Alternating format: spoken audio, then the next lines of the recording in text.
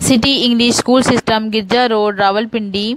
आऊज़ु बिल्लाहि मिनश शैतानिर रजीम, बिस्मिल्लाहिर्रहमानिर्रहीम।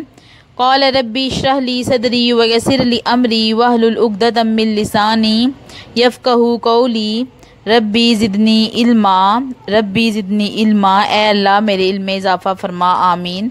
अस्सलामु अलैकुम वरहमतुल्लाहि वबरकातुहू। प्यारी जमात दाम, क्या हाल है आप सबका? उम्मीद है कि आप अपने घरों में खैरियत से होंगे इंशाअल्लाह। तारीख़ आज 15 अगस्त 2020 है और हफ्ते का दिन है। होम इकनॉमिक्स का जमात दाम के लिए लेक्चर नंबर 4 दूसरी शुशमाई का सबक नंबर 11 के तफसीली सवालात 3 और 4 पढ़ने हैं आज हमने इंशाअल्लाह।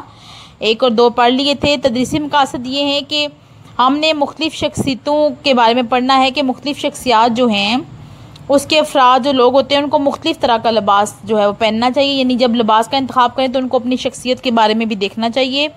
इसके अलावा हम 6 साल से 12 साल के बच्चों के कपड़ों के बारे में पढ़ेंगे कि उनका लिबास कैसा होना चाहिए, क्योंकि आपको पता है कि 6 साल से 12 साल वो उम्र है जिसमें बच्चे काफ़ी ज़िद्दी भी होते हैं, काफ़ी गुस्से वाले भी होते हैं और बच्चों को बहुत कुछ समझ भी आ रहा होता है, तो इसलिए लिबास के इंतखाब में एहतियात करनी होगी।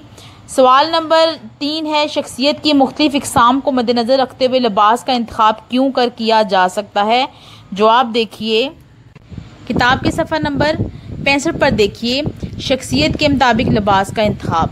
यहाँ पे शख्सियत की 2 इक़साम बताई गई हैं, नफ्सियाती और जिस्मानी, लेकिन इस सवाल में सिर्फ नफ्सियाती जो इक़साम हैं वही शामिल की गई हैं।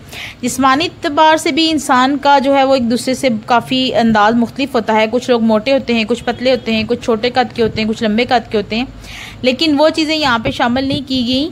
यहाँ पे सिर्फ नफ्सियाती तौर पर, यानी कोई जो है वो इंसान नाजुक होता है, कोई चालाक होते हैं लोग, कोई सादे होते हैं, कोई बावकार होते हैं, तो ये सारी जो है वो यहाँ पे शामिल की गई हैं इक़साम।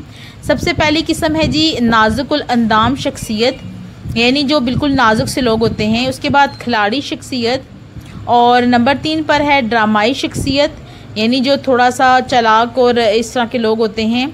उसके बाद फिर है जी नंबर 4 पर शर्मीली शख्सियत, कुछ लोग शर्मीलापन अपने अंदर रखते हैं, तो उनको कैसा लिबास पहनना चाहिए। यहाँ पे सारी तफसील मौजूद है। मुख्तसर सवाल में आपने सिर्फ इक़साम पढ़ी थी, लेकिन यहाँ पे तफसील भी आपको लिखनी होगी। नंबर 5 है बावकार संजीदा शख्सियत, और फिर नंबर 6 पर ज़िंदा दिल और शौक शख्सियत। सवाल नंबर 4 है, 6 साल से 12 साल की उम्र के बच्चों के मलबूसात के बारे में तहरीर करें।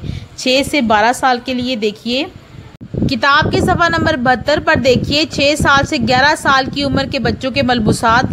यहाँ पे 11 लिखा हुआ है, लेकिन आपने 12 इसको लिख लेना है क्योंकि सवाल में 12 पूछा गया। लड़कियों के मलबूसात के बारे में पहले बताया गया कि लड़कियों के मलबूसात कैसे होने चाहिए, और इसके जो 5 पॉइंट हैं वो आपने सारे कर लेने हैं। और फिर सफ़ा नंबर 73 पर देखिए, मज़ीद 4 पॉइंट वो भी आपने करने हैं। फिर लड़कों के मलबूसात के बारे में बताया गया कि लड़कों के कपड़े कैसे होने चाहिए 6 साल से 12 साल की उम्र के लिए। तो यहाँ पे पॉइंट नंबर 1 दिया गया है सफ़ा नंबर 73 पर, और फिर 74 पर बाकी के 4 पॉइंट दिए गए हैं।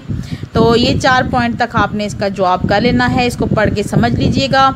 डायरी आपको सबक नंबर 11 के तफसीली सवालात दे रही हूँ, 3 और 4 याद करके खुशखत लिखने हैं आपने, जो कि आप बिल्कुल भी नहीं लिखते, और कोई कभी भी किसी ने कोई तस्वीर भी नहीं भेजी। बहुत सी सरगर्मियाँ भी आपको बताई, डायरी भी बताई, लेकिन आपके ग्रुप में जो है वो बिल्कुल खामोशी रहती है, पता नहीं क्या वजह है इसकी। दुआ पढ़ लेते हैं। सुब्हानकल्लाहुम्मा व बिहम्दिका अशहदु अल्ला इलाहा इल्ला अंता अस्तगफिरुका व अतूबु इलैका। दुआओं में हमेशा याद रखा करें। अपनी टीचर महमुज़मा खालिद को इजाज़त दीजिए। अल्लाह हाफिज़।